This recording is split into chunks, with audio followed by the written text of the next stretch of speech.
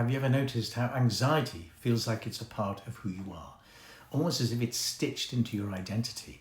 That's because in many ways it is, at least as long as you continue identifying yourself with your thoughts. When we're caught in anxiety, what's actually happening is that our sense of self has become fused with our thinking mind. We're not just having anxious thoughts, we believe we are those thoughts. I'm not safe. I'm not good enough. What if everything goes wrong? When you identify with your mind in this way, thinking becomes your entire identity. But here's the paradox. It's that very identification with thought that fuels the anxiety in the first place. Your unconscious mind believes that if you get rid of anxious thinking, you lose a part of yourself. And that's terrifying because the mind is convinced that without my thoughts, I'm nobody. The way through isn't to get rid of the mind, nor to endlessly wrestle with anxious thoughts. The way through is to rediscover something much older and much deeper than thought, what we call presence. Think back to when you were born. At that stage of your life, you had no thoughts, no words, no worries. You only had presence, pure awareness, pure being. You related to the world through sensation, sound, touch, smell, and sight. You were fully alive without needing to think about it. Over the years, of course, thought became useful. It helped you plan, prepare, solve problems. But somewhere along the way, thought stopped being a tool and started becoming your whole identity. And that's where anxiety took root. Buddha once used the image of a raft. Thought, he said, is like a raft you use to cross a river. It's helpful for the crossing, but once you're on the other side, you don't carry the raft on your back forever. It becomes a burden. Yet many of us do exactly that with thinking. We carry it around constantly, unable to set it down, even when it weighs us down with worry and fear. Now, there are different kinds of anxiety. Some of it is rooted in the brain's alarm system, the amygdala, constantly scanning for danger.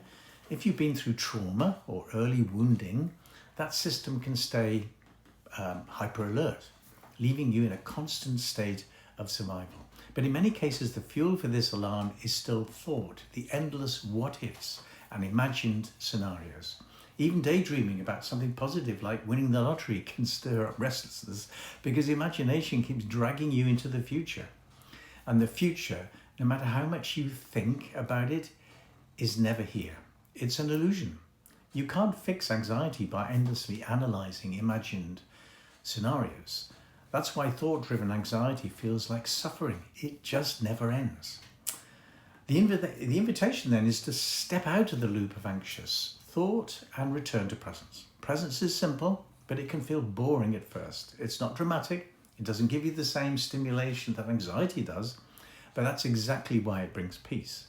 Presence brings you into the now, the only place where life actually happens. So how do you practice presence? Well, start small, begin with the breath, notice your breathing, not controlling it, not judging it, just observing, or being present in the simplest everyday actions, making a cup of tea, brushing your teeth, preparing a meal. Do these things with full awareness. They become mini portals back into being. Over time, you start to integrate presence into your daily life. And here's the real challenge, bringing presence into the difficult moments. When life gets messy, when you're triggered, when anxiety spikes, that's where the real practice is. That's where you learn to respond rather than react.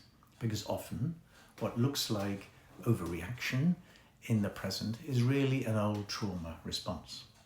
Presence helps you meet the moment as it is, not as your past tells you it is.